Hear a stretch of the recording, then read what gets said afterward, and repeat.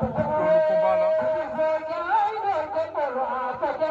diggante Sëriñ bu ndaw la